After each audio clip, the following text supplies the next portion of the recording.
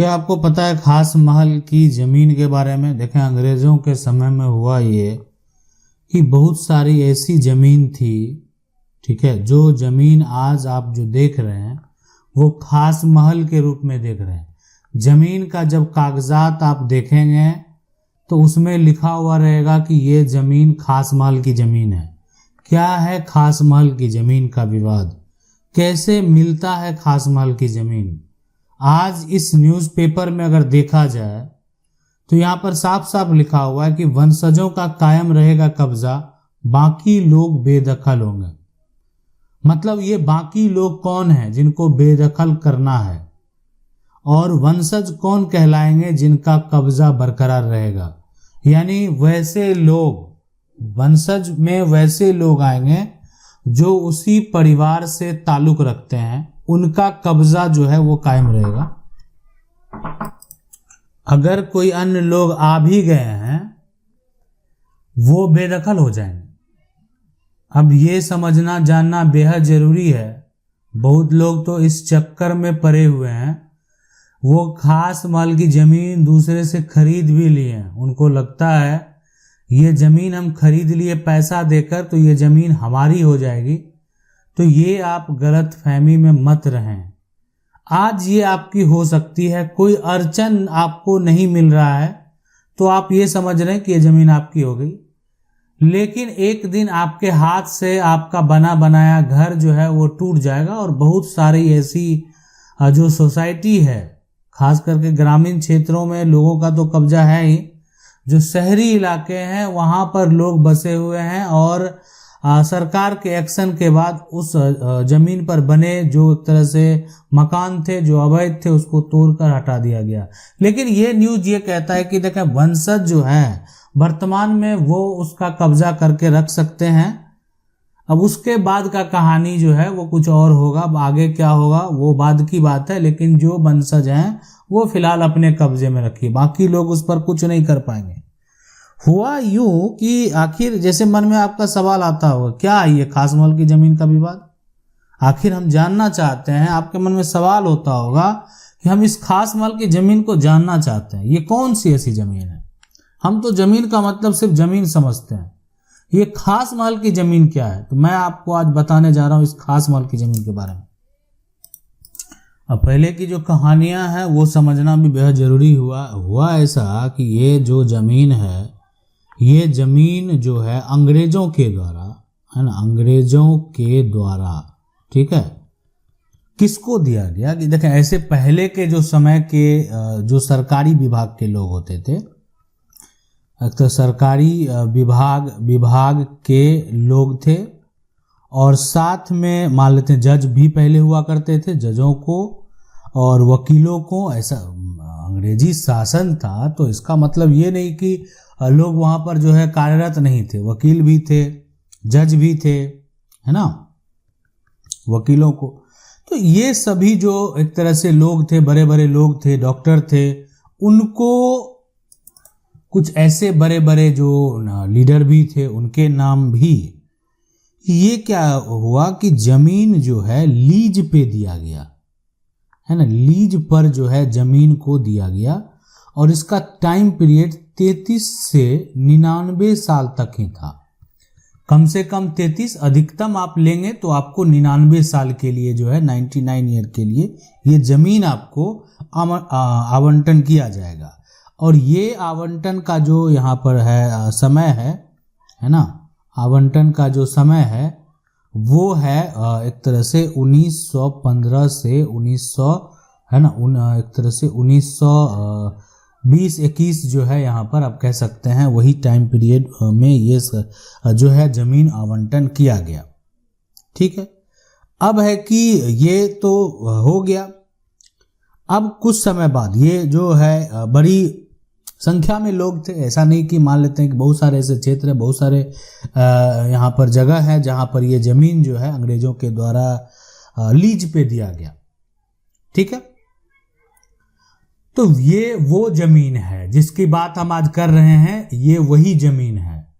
आज ये जमीन का पावर जो है, राइट जो है, वो आपके राज्य के जो सरकार हैं, राज्य के सरकार के ऊपर है।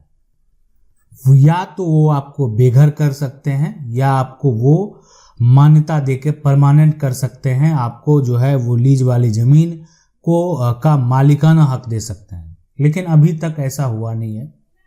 अभी तक साफ साफ यही कहा गया कि लीज पे जमीन लिए थे, कब्जे में है, आपके पूर्वज लिए थे, परदादा लिए थे, आज जो है आप उनके जो वंशज हैं वो कब्जा में रहेंगे, बाकी लोग हट जाएं। बाकी लोग अगर उस जमीन को कब्जा भी कर लिए हैं तो आप वहां से हट जाएंगे।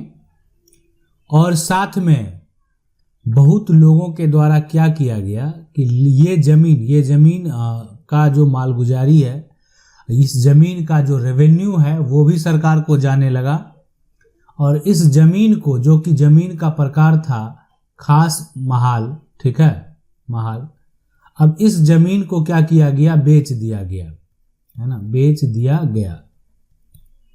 यानी आप समझ सकते हैं कि जो जमीन को लीज पे लिया गया सरकार से, लीज पर ये जमीन मिला और अंग्रेजों के द्वारा मिला और बाद में ये सरकार अपने अंडर ले लेती है, और अब वर्तमान में बहुत लोगों के द्वारा क्या किया जा रहा है, उसको बेच दिया जा रहा है।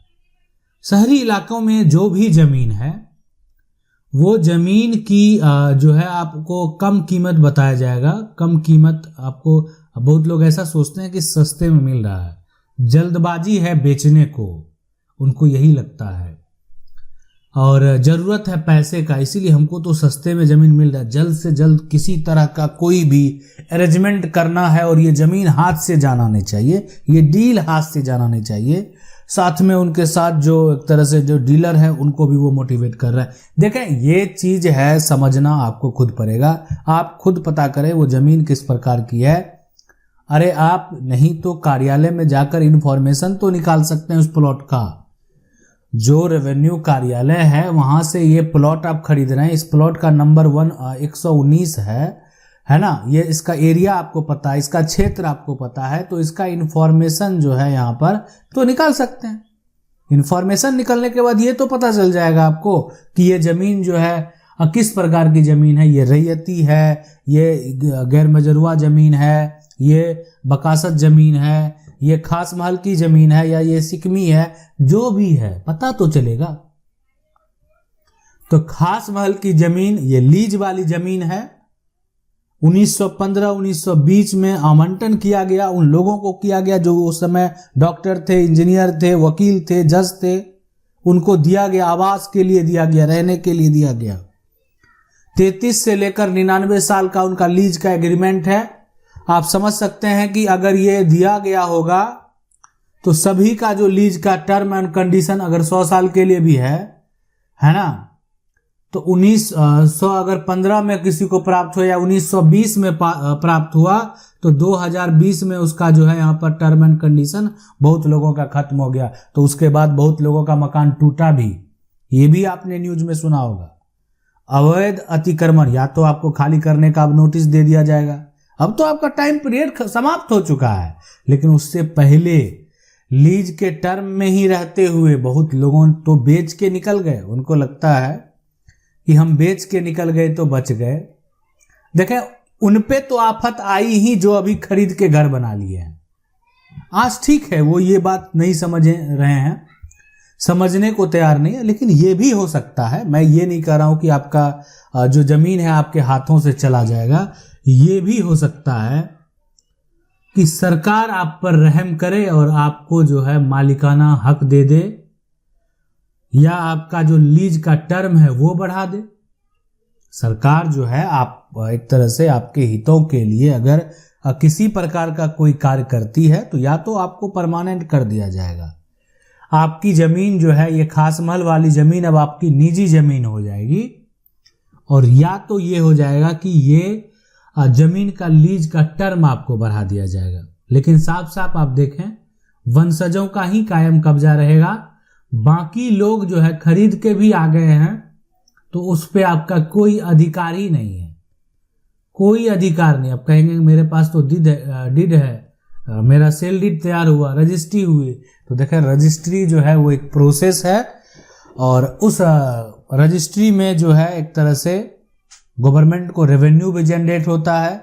इसीलिए उसके बाद का प्रक्रिया होता है उस जमीन का म्यूटेशन।